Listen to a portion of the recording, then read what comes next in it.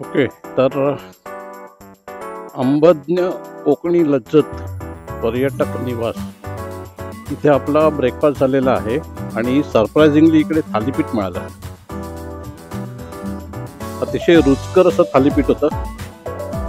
आंबोळ्या सुद्धा होता, पण थोडंसं पोट डिस्टर्ब आहे म्हणून मग आंबोळे नाही खाल्ले. आंबोळे पण माझा आवडता पदार्थ आहे.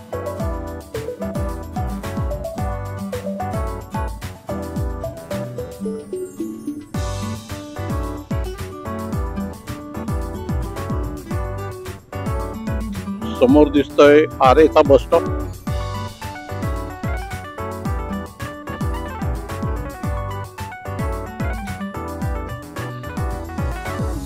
हे दोन्ही समुद्र किनारे आजूबाजूला असल्यामुळे त्यांना आरेवारे बीच म्हणतात रत्नागिरीतल्या.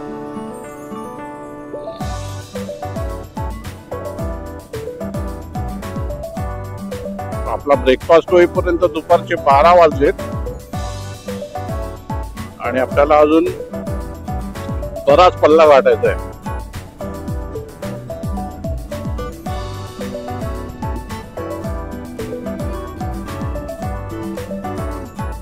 आपलं जे आजचं डेस्टिनेशन आहे ना, ते जास्त लांब नाही आहे. म्हणजे तसं मॅपवरती 170 किलोमीटर दाखवत आहे.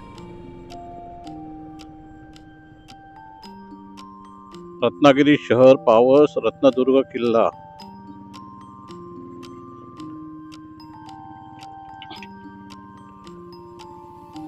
कोतवडे, गणपतीपुळे, पिरवंदवडे. आपल्याला राईटला जायचंय.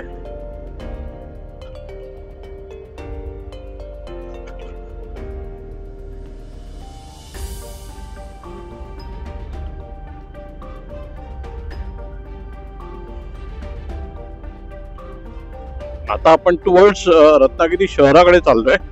रत्नागिरी शहराकडून मग पुढे आपण पावसला जाऊ आणि पावस पासून थोडस पुढे ना एक कशेळी नावाचं गाव आहे. तिकडचा जो बीच आहे ना, तो चंद्रकोराच्या आकाराचा आहे आणि अगदी इंडोनेशियन बीचचा फील देत होतो. आपण आधी त्या ठिकाणी गेलेलो होतो, म्हणजे मी जाऊन आलो तिकडे आणि त्याचा व्हिडिओ सुद्धा मी आपल्या चॅनलवरती पोस्ट केलेला आहे. आणि तिकडे कनकादित्य नावाचं सूर्य मंदिर आहे. भारतातलं मला वाटतं फक्त 3रं सूर्य मंदिर ते आहे. तर त्याबाबतचा डिटेल व्हिडिओ मी पोस्ट केलेला आहे, तो तुम्ही नक्की पहा.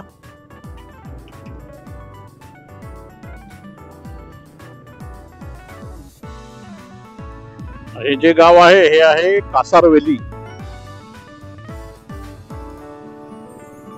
बरीचशी घरं जुन्या काळातलीच आहेत.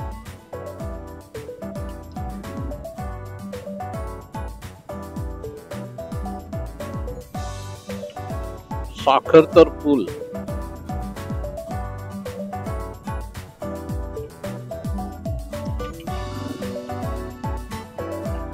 खाडीवरचा पूल आहे.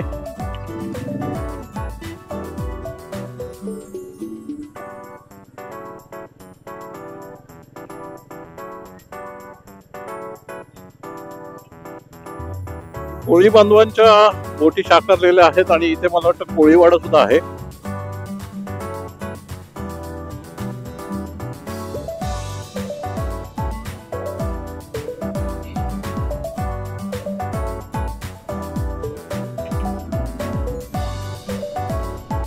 मला वाटतं हा जो आपण पूल किंवा ब्रिज क्रॉस केला तो मला वाटतं 4था किंवा 5वा ब्रिज असेल.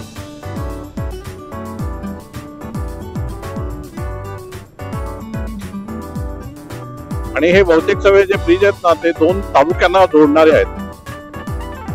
आणि आहे आडीपाटा.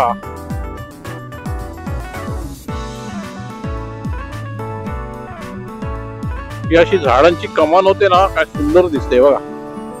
दोन इकडचं आणि तिकडचं झाड असं फांद्या एकत्र येतात. आणि ती कमान बनते. बघा इथे पण आहे.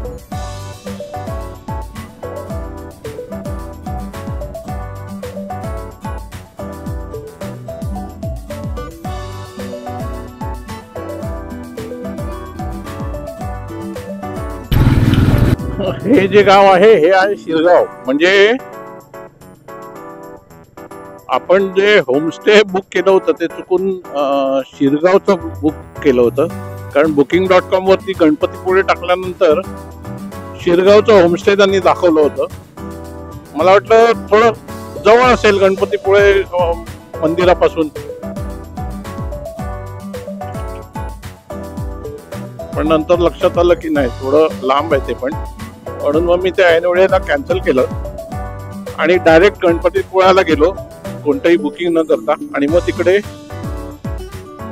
निगोशिएशन करून थोडस आपल्याला फक्त 600 रुपयामध्ये राहायला मिळालं. आणि तो जे मी होमस्टे booking.com वरती केलं होतं त्याची कॉस्ट होती 1300 रुपये एका रात्रीचे.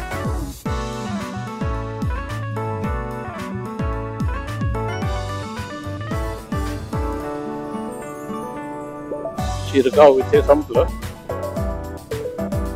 हा शिरगावचा पूल आहे. नदी असेल छोटीशी. हो, नदीच आहे छोटी.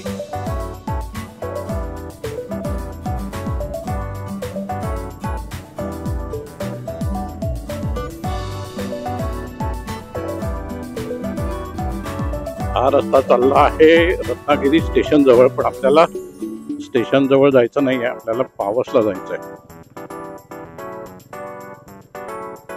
लेफ्ट राईट जायचं नाहीये. पावस 18 किलोमीटर पावस 18 किलोमीटरवर आहे.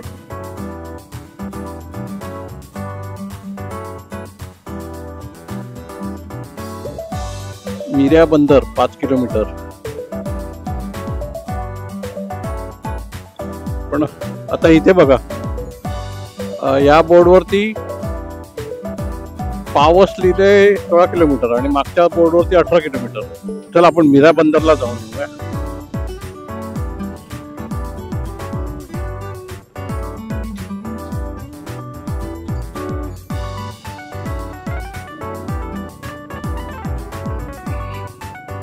पाच किलोमीटर आहे मीरा बंदर.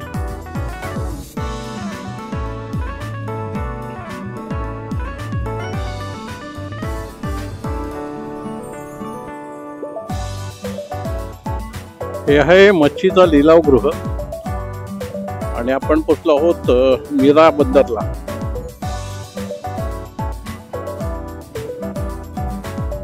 हे यांचं ट्रॅफिक मॅनेजमेंट कसं होत असेल? इतक्या बोट लागल्या तिथे.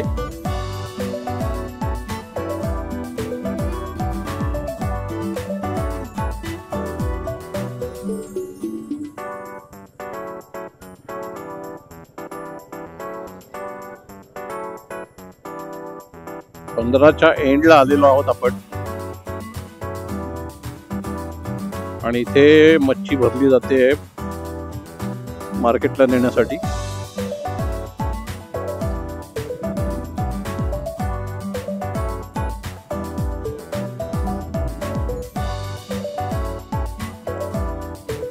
टाकू काय गाडी?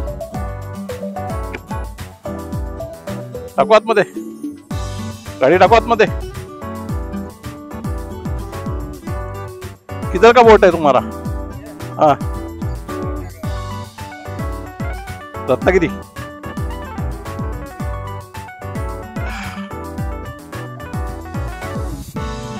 चला आपण आता रिटर्न जाऊ इथून.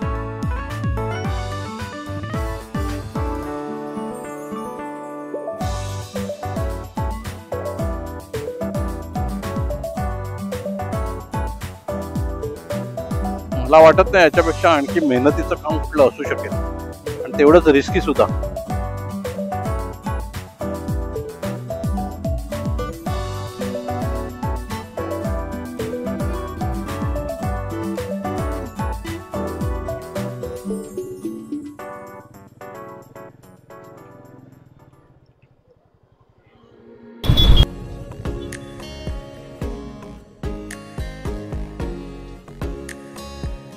आहे पण हा आहे लक्ष्मी चौक रत्नागिरी मधला.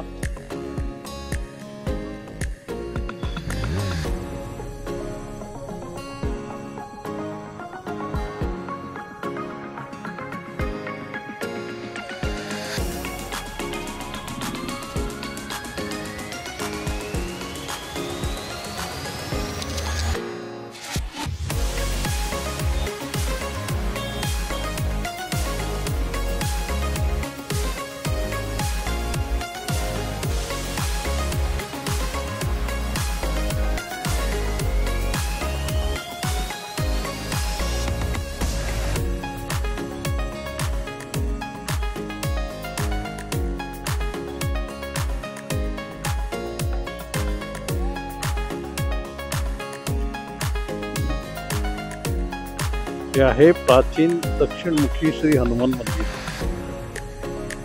जय बजरंगबली.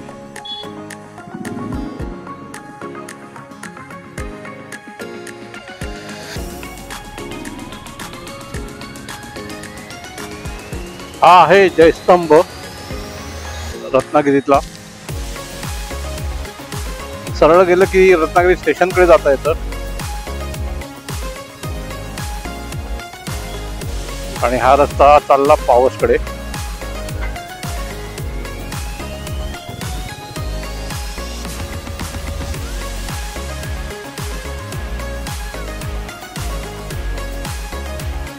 हा एक आणखी सुंदर असा ब्रिज आहे, भाटे बीचचा ब्रिज.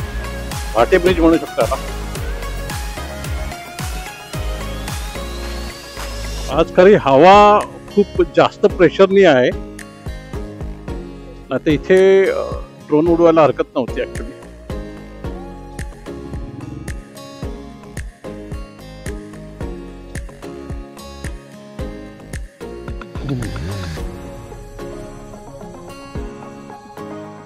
पाणी किती स्वच्छ क्लीन आहे बघा.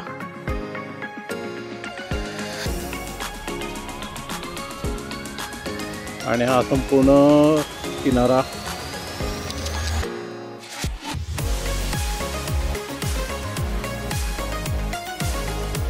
आज बरीच भरती आहे. गेल्या वेळेस मी आलो होतो तेव्हा समुद्र आतमध्ये होता आणि इथे असं पूर्ण वाळू दिसत होती. आता फक्त इकडे थोडीशी वाळू दिसते.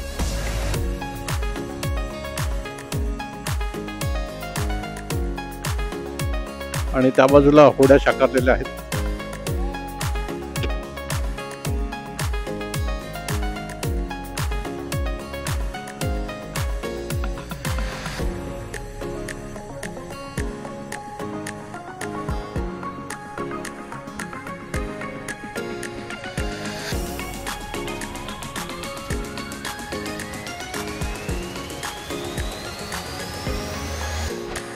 भाटेची चेकपोस्ट आहे ही. आणि भाटे बीचला जायला राईटला आहे. आपण एक राऊंड मारून येऊ भाटे बीचला. आपण एक जस्ट राऊंड मारून येऊ, थांबायचं नाहीये कारण त्या ब्रिजवरती आपण थांबलो होतो बराच वेळ.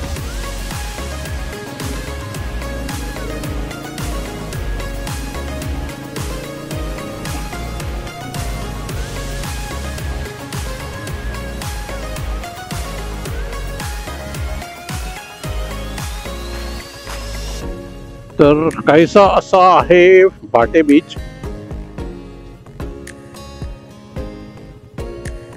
लहान मुलाला खेळायला इथे ठेवलेलं आहे थोडस.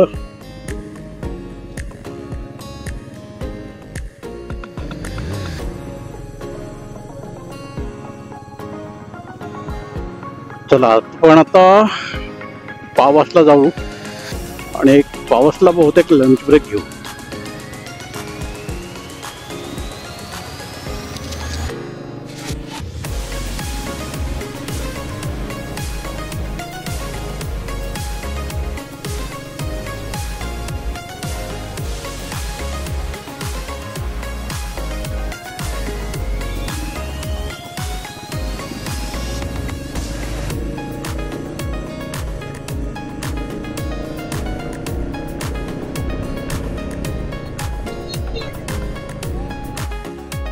भाटेचं हे सिद्धिविनायक मंदिर आहे.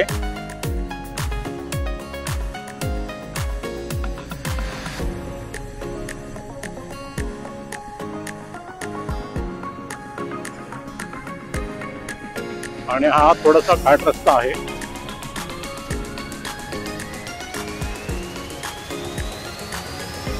हेअरपिन आहे हा.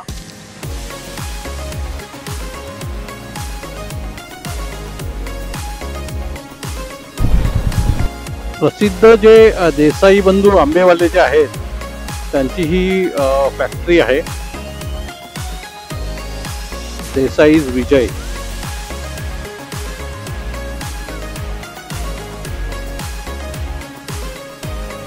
पावस इकडून साधारण 9 किलोमीटर आहे. खरं तर थोडस पेट्रोल टॉपअप करायचं होतं, पण पेट्रोल पंप बंद होता. आधी मी आलो होतो तेव्हा तो पेट्रोल पंप चालू होता, तिकडे पेट्रोल भरलं होतं मी.